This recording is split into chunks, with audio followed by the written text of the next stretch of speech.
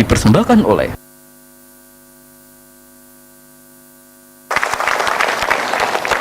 Terima kasih Anda masih di Economic Challenges. Di segmen terakhir ini saya ingin beri kesempatan kepada Pak Menteri melihat persoalan yang kita hadapi. Bukan hanya untuk tahun ini, tetapi Pak Erlangga tadi mengingatkan untuk misalnya 5 tahun yang akan datang.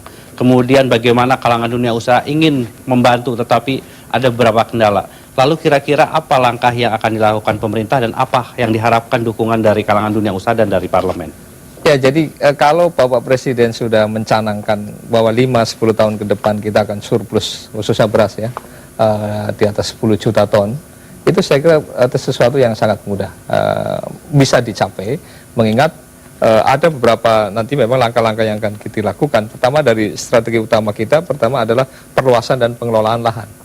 Ya, artinya lahan kita sesungguhnya masih memungkinkan menambah tadi yang disampaikan Pak Asep itu lahan baku ya, sawah itu masih memungkinkan. Banyak potensi lahan yang masih bisa dikembangkan. Sepanjang koordinasinya bisa dilaksanakan. Ya, nah itulah problem kita kan tadi ketika bicara mau menambah, tahunya ini masuk ke wilayah hutan tadi yang Pak Prengki sampaikan tadi kan. Jadi hal-hal seperti ini dan ini sudah sedang di Menko Perekonomian dibahas terus. Mudah-mudahan dalam waktu dekat sudah mulai banyak lahan-lahan yang bisa kita tambah. Bahkan saya sudah bicara dengan Menteri Kehutanan, kalau perlu yang memiliki HTI atau perkebunan 10% cadangkan saja untuk pangan misalnya. Itu kan sesuatu yang kemudian bagikan ke masyarakat untuk mereka mengelola ya.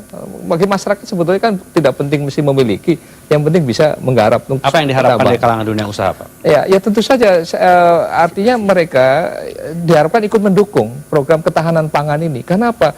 Pangan ini adalah hal yang sangat mendasar, yang sangat pokok, yang bisa menimbulkan ekses-ekses sampai kepada proses politik dan sebagainya. Di pangan. Jadi saya kira pengamanan pangan menjadi penting dan ini menjadi kewajiban bersama, termasuk kalangan dunia usaha. Saya kira itu perlu ikut terlibat. Nah, yang kemudian juga kita optimalisasi lahan yang ada. Banyak lahan-lahan yang telantar, yang ini juga belum banyak digarap ya, secara intens gitu.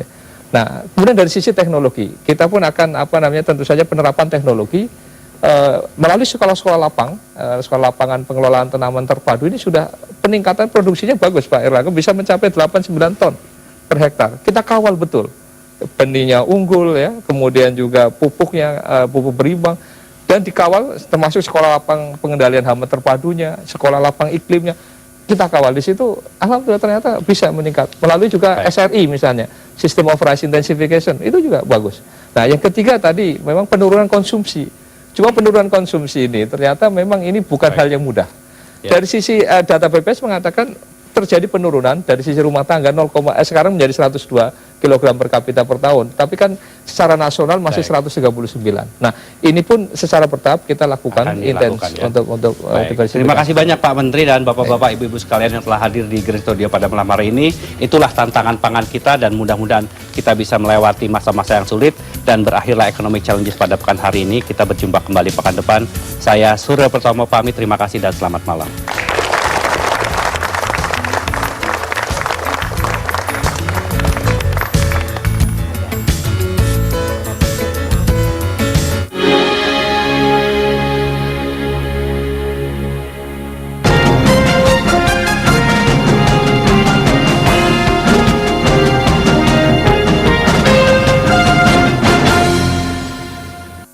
dipersembahkan oleh